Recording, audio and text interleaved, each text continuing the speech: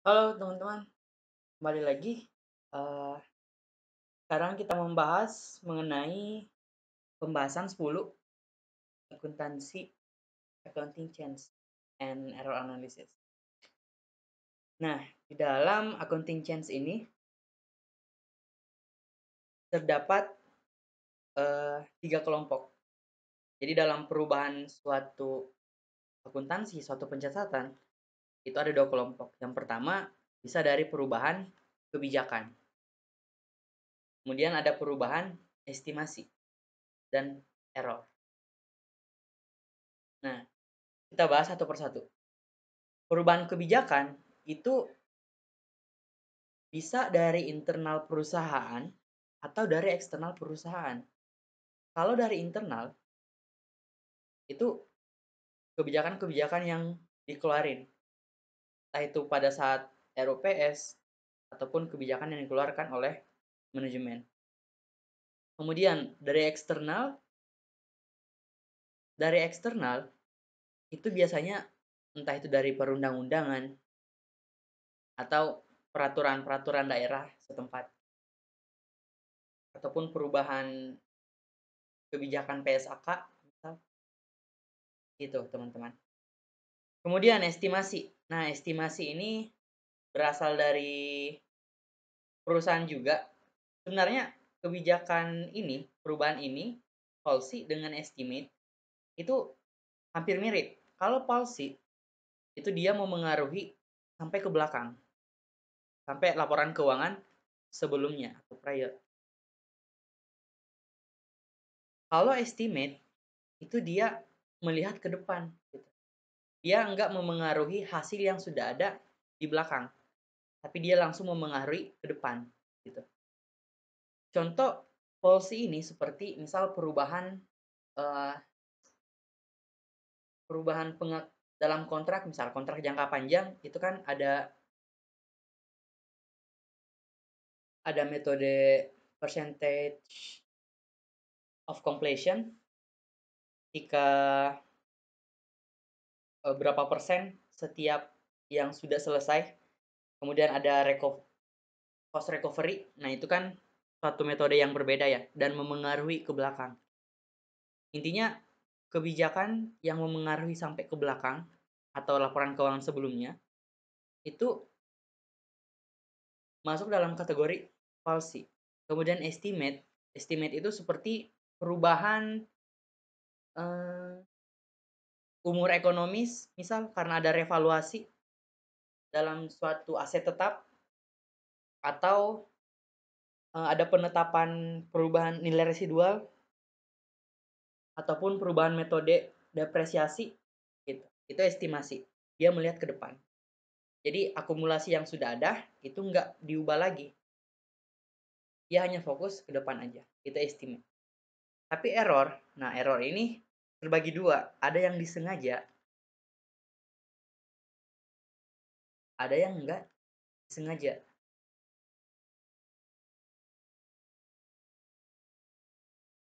Yang disengaja ya fraud ya lah, fraud, curangan.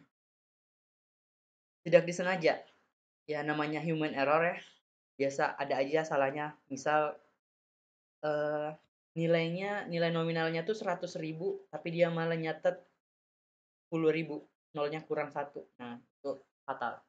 Error namanya. Error estimate. Oh, sorry, error changes.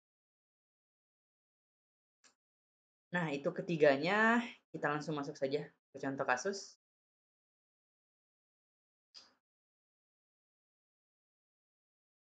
Oke. Pada tanggal ini yang pertama ya. Trust Company melakukan penyesuaian dan koreksi atas pembukuan akhir tahun 2022 dengan informasi berikut ini. Nah, ini ada 4 ya. 4 informasi mengenai accounting changes. Pada tanggal 31, Trust Company melakukan perubahan atas metode penyusunan peralatan. Nah, metode aset nih. Double declining balance ke strike line, metode garis lurus. Nah, kalau gini apa? Dia masuk kategori estimate. Gitu. Perolehannya 2 miliar, 2,8 miliar. Kemudian umur ekonomis 8 tahun tanpa nilai residual. Akumulasi yang sudah ada 2 tahun, sekitar 1,2. Oke, kemudian yang kedua, mencatat pengakuan laba dan pajak atas kontrak konstruksi jangka panjang dengan menggunakan metode cost recovery. Kemudian diubah jadi percentage of completion.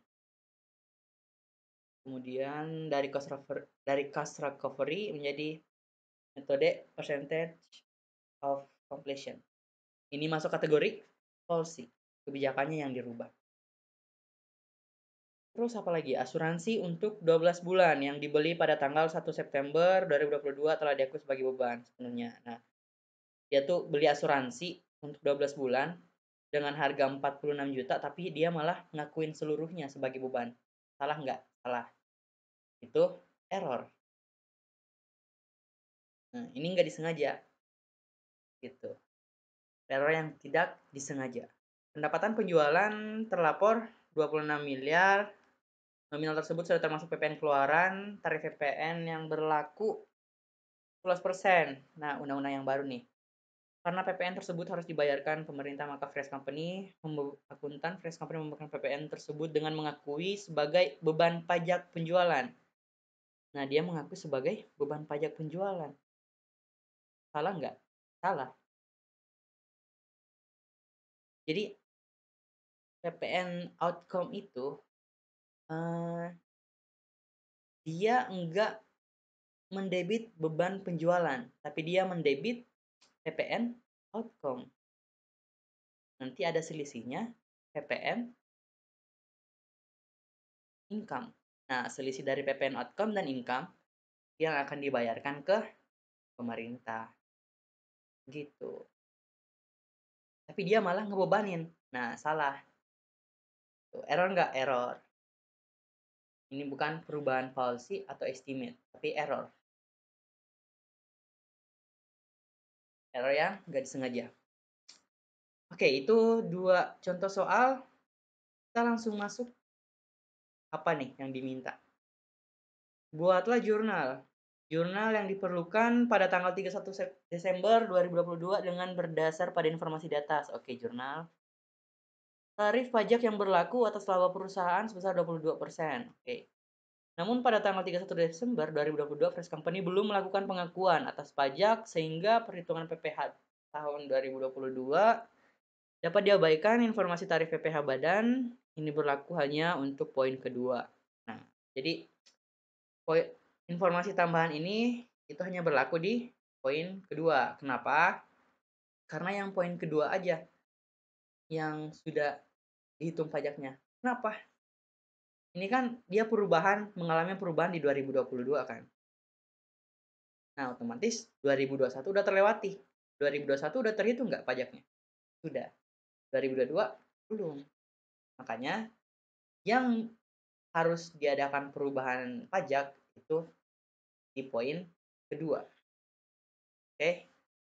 Kita kulik satu-satu jawabannya. Nah, ini diminta jurnal ya, jurnal doang yang diminta. Nah, tapi di sini saya tambahin cara dapatnya. Oke, yang pertama debit accumulation depreciation of equipment, kemudian credit depreciation expense. Total 131 juta. Nah, gimana caranya? Kita lihat. Ini hapus dulu.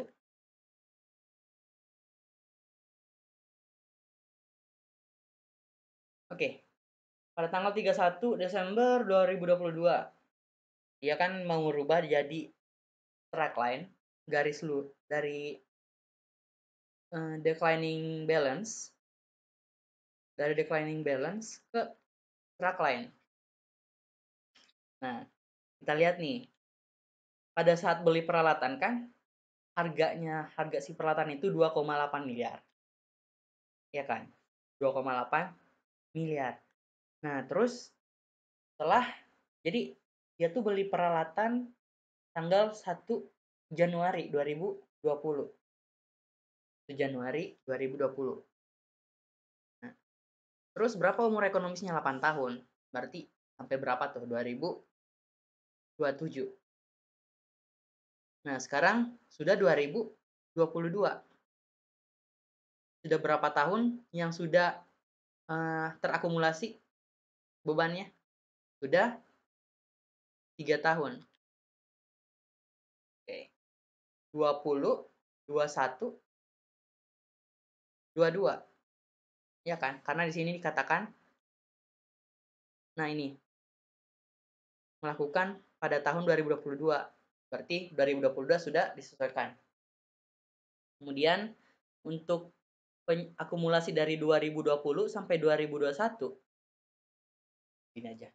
Dari 2020 sampai 2021, 2022. Dari sini dia sudah menyesuaikan sebesar 1.225.000.000. Nah, di 2022 dia juga sudah menyesuaikan sebesar 393.050.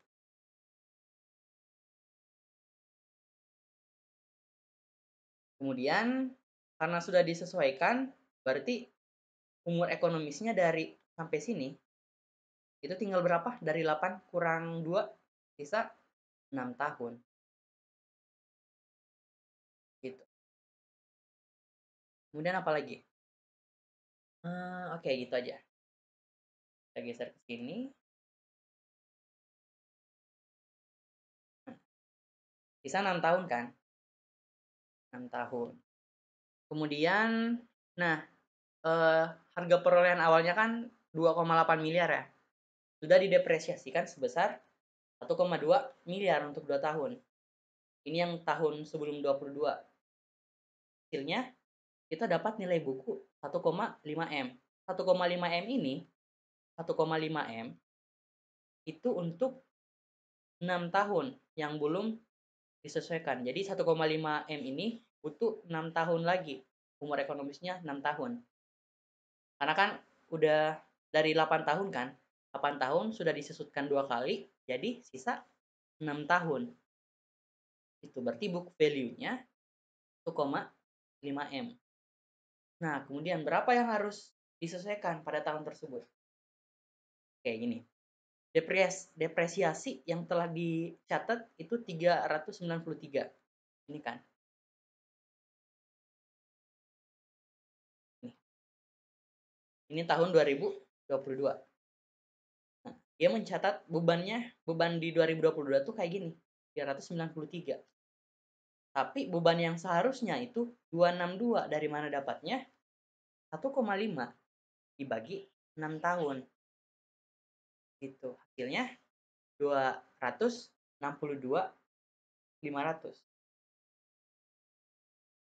Seperti itu. Kenapa langsung dibagi 6? Ya iya, karena dia pakai metode garis lurus. Gitu, teman-teman. Berapa bedanya? Nah, ini kan dia sebelumnya sudah menyesuaikan nih. Yang dia sesuaikan tadi itu 393. Tapi yang seharusnya 262, maka harus dikurangin dong, karena ini kelebihan. Jadi berapa yang harus dikurangin? 131. Nah, kalau mau digambarin jurnalnya, itu kan awal ya. Awal tuh dia kayak gini, depreciation expense pada akumulasi. Nah, dia kan awalnya kayak gini. Tapi ini kan ketinggian nih, terlalu lebih. Bebannya terlalu lebih. Dan akumulasinya juga terlalu lebih dicatat. Maka untuk menyesuaikan, itu harus dibalik si jurnal ini.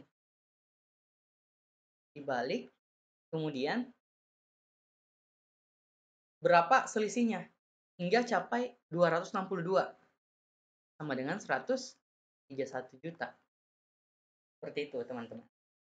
Oke, itu nomor 1, poin pertama. Kemudian nomor 2, sebelum tahun 2022, Grace Company mencatat pengakuan laba dan pajak atas kontrak. menggunakan metode cost recovery, kemudian pengen diganti jadi percentage of completion. Oke, jadi digantinya di 2022. Jadi gini. Nah, ini perlu diketahui dulu, kita flashback kembali ke kontrak revenue. Nah, ya kontrak revenue. Revenue recognition. Itu ada dua ya, itu percentage of completion sama ada cost recovery. Nah, apa bedanya? Cost recovery POC ini, POC itu construction in process itu lebih tinggi. Construction in process, CIP. Itu lebih tinggi daripada CIP ini. Kenapa? Di POC itu mengakui laba setiap tahun dia mengakui laba. Entah itu misal 2021 2021 2022 misal nih. Laba di 2021 itu 3%. Di 2022 50%. Nah, ini pengakuan labanya itu. Itu POC. Tapi kalau cost recovery itu dia mengakui laba di akhir. Misal nih, ada 5 tahun. 5 tahun kontrak 1 2 3 4 5 1 2 3 4 5.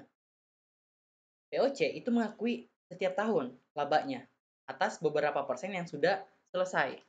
Tapi CIP, cost recovery itu dia nggak mengakui setiap tahun.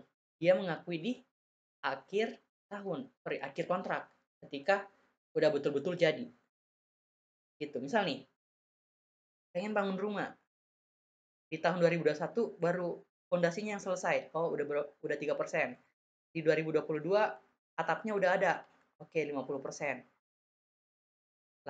Dia mengakui laba gitu. Laba 3%, laba 50%. Tapi di cost recovery dia dari 2021, 2022 misalnya cuma 2 tahun ya. Misal cuma 2 tahun kontrak, dia hanya mengakui di akhir tahun kontrak aja. Di akhir kontrak. Ketika rumahnya sudah benar-benar jadi, baru ada labanya. Tapi kalau di POC itu setiap tahun harus ada pengakuan laba. Seperti itu teman-teman. Makanya kalau teman-teman lihat di sini, itu POC labanya lebih tinggi daripada cost recovery. Kenapa? Karena cost recovery enggak mengakui setiap tahun pengakuan atas kontrak yang berjalan gitu, laba kontrak yang berjalan. Sementara POC mengakui laba kontrak yang berjalan. Seperti itu teman-teman. Nah, itu kan berbicara mengenai laba ya. Karena berbicara mengenai laba, maka ada gap nih antara laba objek pajak, bukan objek, PKP untuk nilai nominal yang dikenakan oleh pajak PPh badan yang 22%, itu kan pajaknya 22% ya. Ini 22% itu dikenain pada laba. Itu berapa gapnya? Gapnya sebesar 1,8 miliar. Nah, 1,8 miliar yang diakuin sebagai laba. Itu. Dia harus mengakui laba. Kenapa di construction in process? Karena nanti di akhir ketika proses di akhir kontrak ini bakalan ditutup dengan billing on progress. Gitu teman-teman. Kemudian deferred tax liability, nah tentu ada perubahan lagi untuk deferred tax-nya. Karena pajaknya lebih gede, sementara dia masih punya pajaknya lebih gede di tahun 2021, di sebelum 2022. Nah, ini kan kita kan misal berada di sini, 2022. Ini tahun-tahun yang sudah berlalu. Gitu. Yang di sini itu sudah diakui pajaknya. Sementara ada perubahan estimasi. Otomatis akumulasi dari sini itu berubah dong. Otomatis akumulasi pajak juga berubah. Berapa pajak yang menjadi kewajiban yang harus ditangguhkan atau menjadi kewajiban yang akan dibayar selanjutnya. Itu sebesar 415 gitu. Nah, kemudian ada berapa nih? Ada berapa laba setelah pajaknya yang kurang? Ternyata kurangnya 1,4, makanya harus ditambah. Retain earning itu laba ditahan. Jadi dia merupakan akun real, jadi akun lintas periode.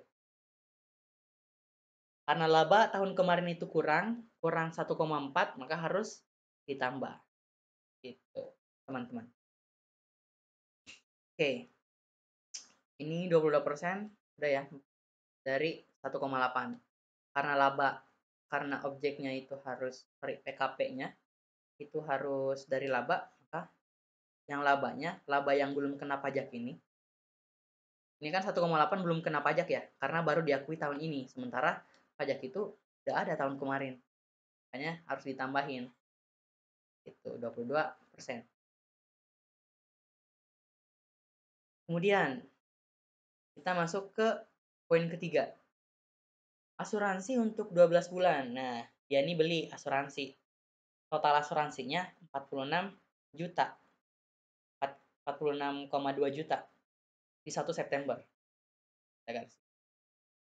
1, 2, 3, 4. Di 1 September. Setelah diakui sebagai beban sepenuhnya. Nah, dia tuh salah paham nih, salah catat. Harusnya nggak diakui semuanya. Berapa yang diakui? Cuman 4 bulan. Kenapa? Dari September kan? 30 bulan 9, 31 bulan 9, 31 bulan 10, 30 bulan 11, 31 bulan 12, balik. Nah, dia kan beli di sini ya. Dia beli di sini asuransinya. Nyampe ke sini itu 1 bulan. Nyampe ke sini 2 bulan. Nyampe ke sini 3 bulan. Sampai ke bulan 12 tanggal 31 4 bulan. Berarti berapa? Ada berapa bulan yang sudah terlewati? 4 bulan selama pembelian pada periode tersebut. Gitu. Jadi berapa yang semestinya harus diakui sebagai beban? 4 per 12 dikali 46,2 juta. Ini yang harusnya menjadi beban. Gitu. Karena sudah terlanjur,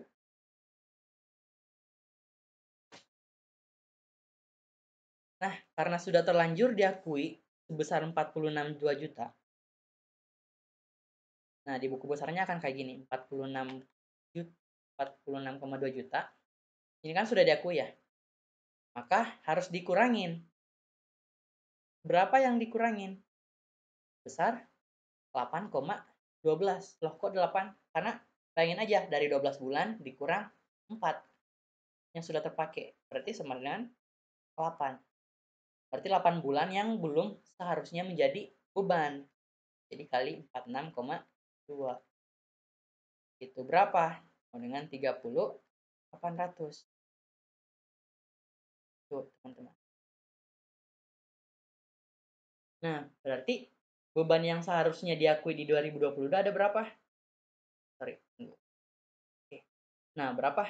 Sama dengan berapa nih? 15.400. Ini yang seharusnya menjadi beban, bukan ini. Itu. Makanya harus dikurangin sebesar ini, 30.800. Ini jurnalnya. Lihat kan? Prepaid insurance. Itu dia dijadiin aset dulu di 30 juta ini. Expense-nya dikurangin. Kenapa? Karena bebannya tadi kelebihan. Itu. Bebannya kelebihan sebesar 30 juta. Seperti itu, teman-teman. Oke, apalagi? Pendapatan penjualan, hapus dulu ya, terlalu banyak coretan. Oke. Pendapatan penjualan terlapor sebesar 26,7 miliar. Nominal tersebut sudah termasuk PPN keluaran. Nah, kita bahas lagi.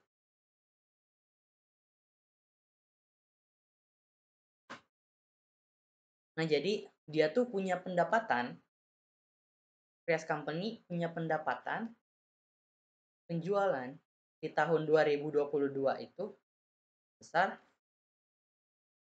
26,712. 26,7 miliar. Nah, si pendapatan ini itu udah termasuk PPN outcome atau PPN keluaran. Itu sama yang benar-benar harga jual.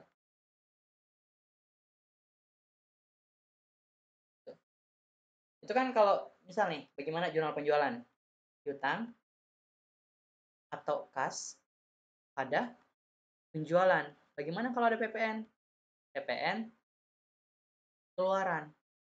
Nah, ini opsional sih ya. Biasa ada perusahaan yang ngegabung nih. Itu langsung masukin PPN keluarannya dihitung sama penjualan.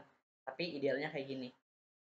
Gitu. Nah, di kasus ini si Firas Company itu include pendapatan penjualannya include sebesar 26,712. Ini udah include PPN, pajak sama harga jual, tapi harusnya itu nggak boleh digabungin gitu karena harga jual ya harga jual, pajak ya pajak. Makanya harus dibedain. Nah, berapa PPN-nya? Hapus dulu yang ini.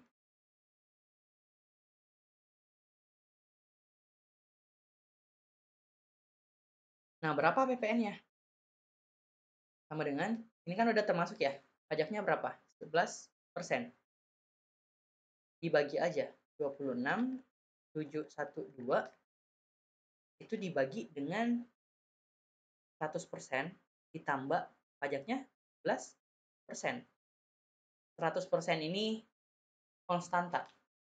Kemudian dikali 11% pajaknya. Nah, jadi berapa tuh? Berapa di sini?